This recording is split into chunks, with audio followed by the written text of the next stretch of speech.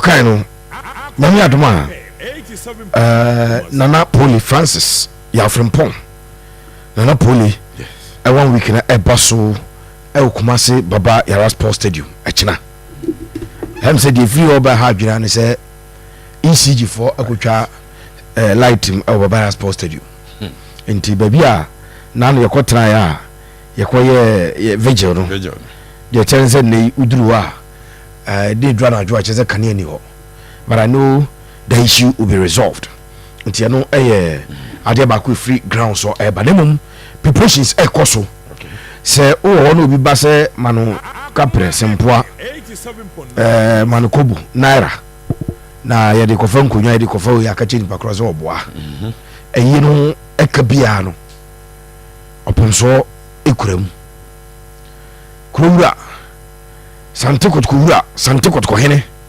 otekoko so ekura kanum etiwu eka chose bia wo ye pole ofa na mu first kama miengo to wi na mu fa pacho ka je di pakro se enya no kure se obizi o magiska wo ye support house o tibe bia no bia ba ya ka yi o mu magiska pacho e kina wo sika bia pese wo di ko bia no oba beduniti e wo yi na se wo sika e bia specifically you want to give the money to the kids, the wife, the mom. A chinaba ba to be now or ubitim dia mom. But say ubisu obajiska me dia ko fat tent na nkunya de. Pacho na na pinka ko sewa. Omo aye ho dwuma. Ya sa nyoma no enye abusua ne ka. Enye kotoko support bi na ekuyi ne butu wa kutua. Emo bia wo bia de ba empanyifo besom. Abuso pensa me champo. Pepe Share. Asem ho enwumre. Ene say on some account say there are a lot of people they talk because they want to be heard. Sometimes because they are very, very irrelevant, they think that everybody has forgotten about them. No ma promo no be tumu akabi on any point on any the oka, but just so that people remember say oh ono zo hontino no be trust him be very, very uninvited no about be kabi. Abuja pani mamenka just Asante Kotoko has of folk. Some path no ma taking kratarum koma evil. Omo ye bent on insurance ombe nya sanyo man omo ebusaye. You can sit somewhere as a club and say o emfa ho. In fact, Kotoko has no kra omo mfa ho ndino. O man consult once and omo chiro sa asem. If Kotoko and Asante folk were looking for your support, they would have written to you to seek for your support before delivering that position statement to the FA. A meeting that was held between the IMC of Asante Kotoko and the selected board members and management of Accra Hearts Folk. And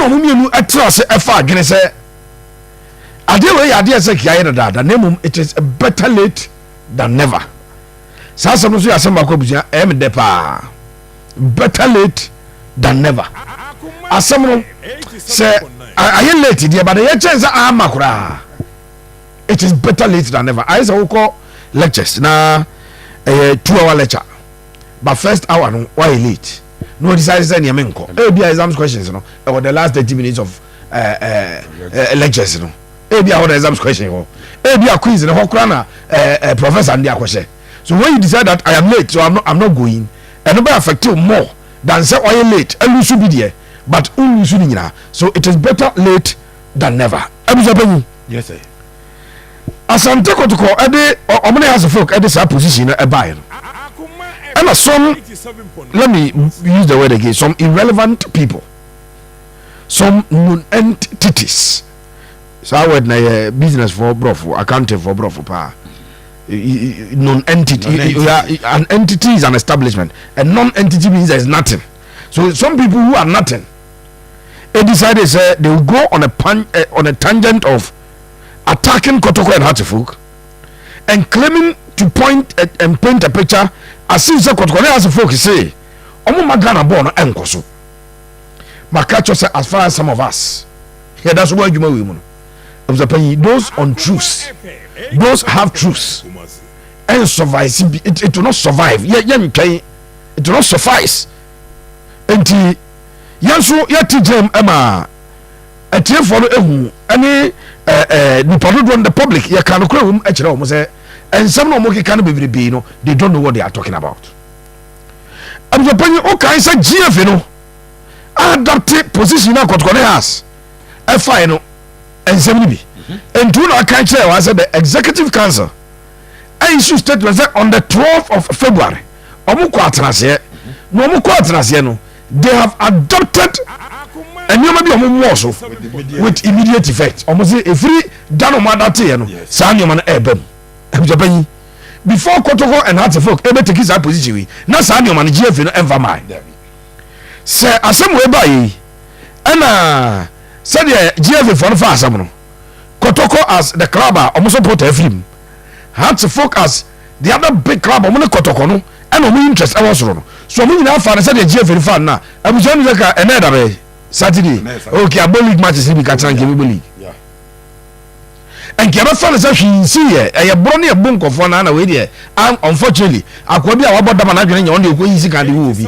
enti e bro no dey normal ya budi pada bia me so mo bu mo so ko do ma ne ko unconscious you spoke to Maske here one ne kasawa and okacho say do wu ya say ya in that hospital afi so sisi so na ni tie no no the hospital bed so but okay say nipa togu so ne ya bono because of a football game 3 points asemunti in terms of penny GF no me so mo ba kuma se no on the fire level no of Nana Pinkra na makacha se Nana Pinkra o drive ni tumi no e free ben chef kesiam enti amna GF for no ball for na mo call menja obi no se unimo bi a obeka cho se nra de said ye opem so esi address situation ma omo no so we are catch the blasters no quite disgrace blasters they disgrace omo good animals I hear them go say interbuso efe no kodru ye no mo sa ko maji no me catch us odru safo no ekodru no briefing panyifo esa say meeting na ye open meeting it was open to the media in fact some media houses streaming live even on YouTube and Facebook omo kodru na say amane no omo de bar empanyifo be twa ko machi biem no ma sa adwene biem. And the place of example, Pepe Suarez, the Ghana Football Association actual krata Ediama Asante Kotoko and the Accra Hartlepool so munu e will meet na meeting no almost like discuss it and some na Kotoko has at the two krata so wow eti one say mine na obi am friend asemnu no be twan tro 17 clubs ya actual krata de kwaya pese ball league no na Kotoko ya so munye obi an omo ye ball aka chense Kotoko ya so munye obi me so so no club no chokra ta de koma efini say my way we pese hia obi efini be ignore mo because omo enche da obi an ka say other 16 clubs in faso ni omo so of course they are stakeholders but obi penyi on call la liga ni e Deportivo Alaves ene Barcelona ye hu omo peda da obi o la liga ni be hu se Deportivo Alaves Leganes, La Thomas, and Barcelona, and Real Madrid, Peno. Send per conduct the day, or Bessas a good Spanish Liga. A free Saturday, no, good Liga. And I feel Cramaba, ever since I'm a catcher, and person here topic B. Okay, some catcher say why the GFA and the sports ministry must protect Kotoko as a fool. Yeah. Okay, some mouse topic. Now, protect our class, you know, we need to pay. Ghana football will pay. Sure. Your ball league yena Asante Kotoko any a profit of $5 million and yet but for quarter no we are united is what remind Diana and no players on this guy koto na nyesi come more pump into the football ecosystem. We will discuss this one day. People might know from the organization of Montias, but we will discuss this one day. In terms of penny, yes sir, Krata every GF no aba inviting Kotoko and Hartlepool me pacho ukra pena masters nento. They are inviting Kotoko and Hartlepool. No other club has been invited into that particular meeting. 87.9. Na, you say, I won't say, only two teams reading Kobo. No more catch on Ampa, and some of them buy about enhanced security measures, and there's more among. Say, you're 2-1 among. Now, IG Pinocrana, Moment the Forest, as I'm taking on a house of the penny. Only the master for IG Pisuans and I could do every home. Also, Obo. Honorable Kofi Adams voice yeah. Or see mo propose as na moye na makenka bi no say they cooperate the minister and jomoya proposal ɔmo copy minister no ɔmo copy abamu mpanyi fa sa na ɔmo de copy kɔma GFA no na mame nje break kakra na me mpoto kakra ɛwɔ Asante Kotoko wɔn website ɛna Japan yi a publish as it was by Kotoko's communication department. Asante Kotoko Sporting Club acknowledges receipt of an official invitation from the Ghana Football Association GFA for a meeting to further discuss key proposals aimed at improving Ghana football. Accra Hatfield Sporting Club has also been invited to this engagement. Wow. We hear the first paragraph. Asante Kotoko for so manya krata fi GFA ho. Ya GFA from so mama me entrance. Na yenya further discussions on proposals na mode ba ene de yenso yedwi se bet improve your ball no. Na sa invitation no omo nuam house of folk for so ya de bi ade amamo esi ho. 16 clubs akro na ya mi fi ayima yidi. Tegia yin say omo atwo letters on person ball ya mfre omo ya fre Kotoko ne house my nkoso. The club notes that the GFA has already addressed the aspects of match day safety and security through the newly introduced enhanced match day safety and security protocols 2025. Sadia we so mfa na pole di ntoso. Some match protocols na GFA in the buy no. Ya o maya no enhanced match day safety and security protocols 2025 no. So mo ko congress obi mutu sa idea no obi mpagya mra say yam fa na polity emfa nto so na me the pole protocols for match day pole protocols no say obi afose kan ko ne yema enkema obi atirim by now ki about 20 week fisher and then ne chrank ki about 21st week fishers and ki aba ko bi japan me boa enti empanyfo anya na sa emfa maye which has since been made public. As such, discussions at this meeting will focus on the other proposals jointly submitted by Asante Kotoko and Hatfield, particularly the need for a clearer roadmap towards other key structural reforms. Tiebofuno Kotoko say match day security protocols na me see emfa policy no tru there. Say ababa ntu obi me obi. Club bia obi and FA say abay into force from Sada no de buy. Yeah. After and you may be a mobile boss one.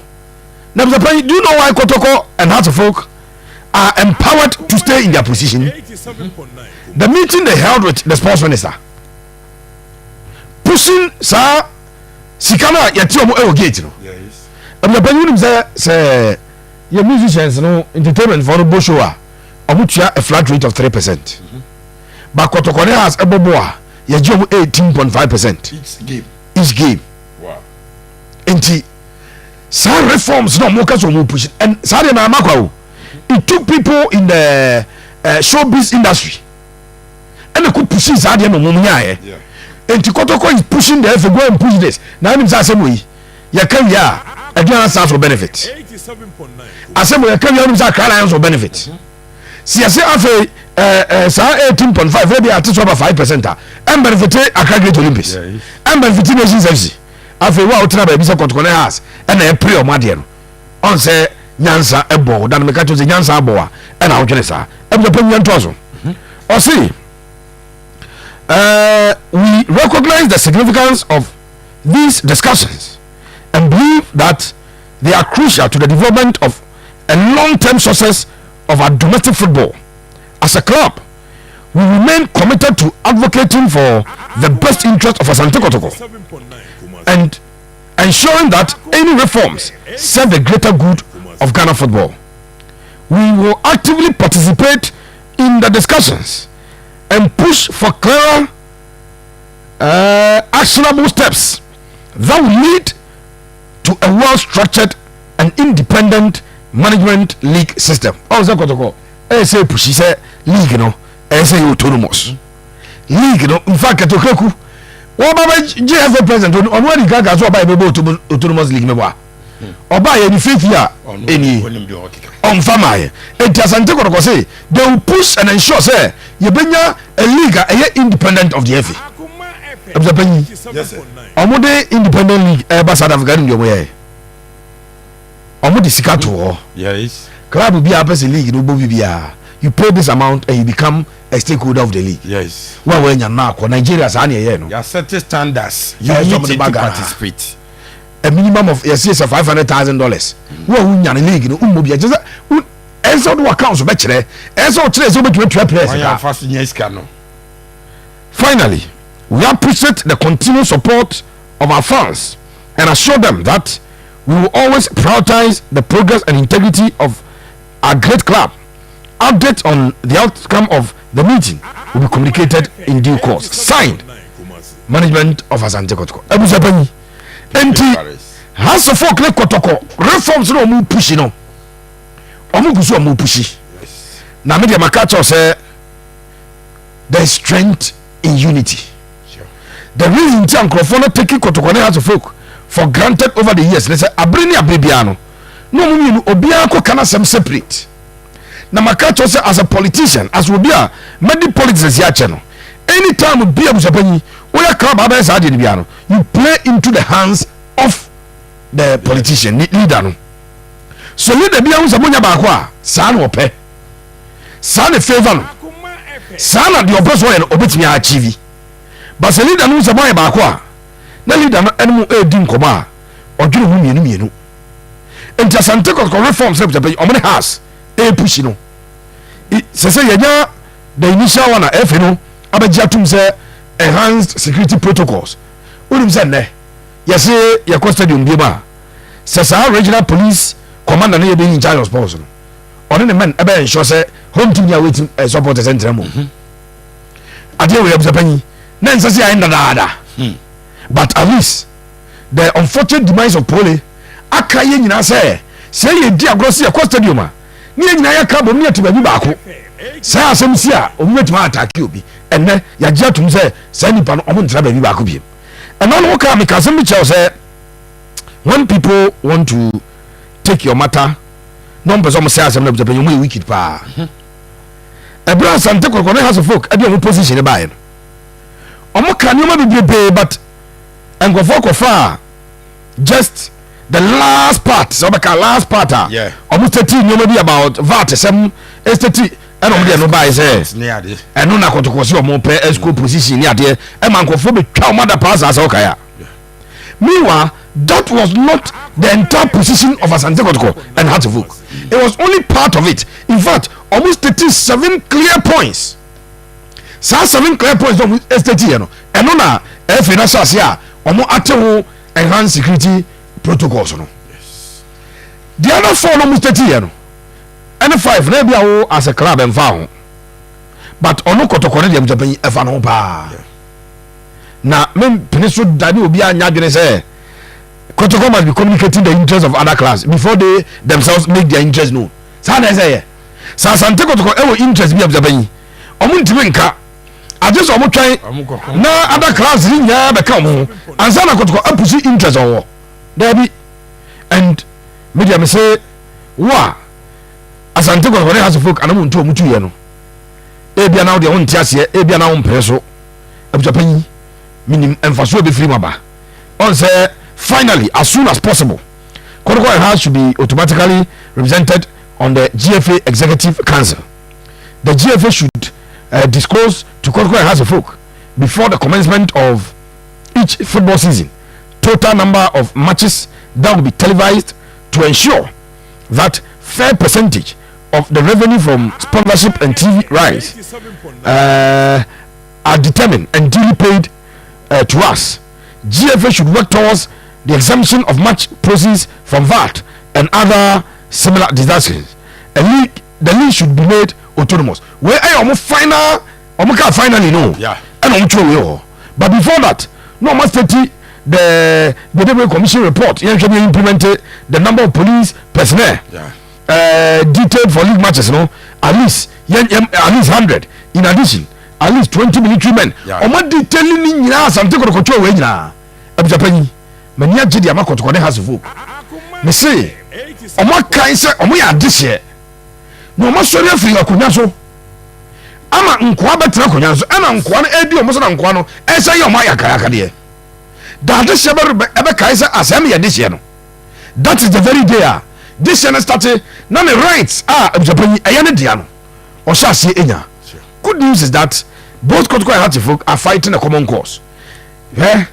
Enkeka obi nko e wa efe no na nka ha ze da bi yem preso omo na mo yamade am ngoka e sa pena asem mu ai ha e ka obi nko na has ro bana epusi we there the two most glamorous clubs omo ya the movers and shakers of our game and Japan unim ya kwa yadimi Asante Kotoko has folk Elmeni United wa person with DFA president no you will have to get the blessing of the two teams just we need a president just we need so I want to be because they will forge one they will forge together and push for one thing, and once they do that a more day many ajidi amakoto many ajidi amahas every meeting almost more kwaba we will be there to monitor what transpires and Kotoko crowd ya waka say on full briefing to omoji davon say na be Japan you be your way forward you be your way clear near to me about football biem e Ghana yen na no makato say radio here be here sports segment here na sports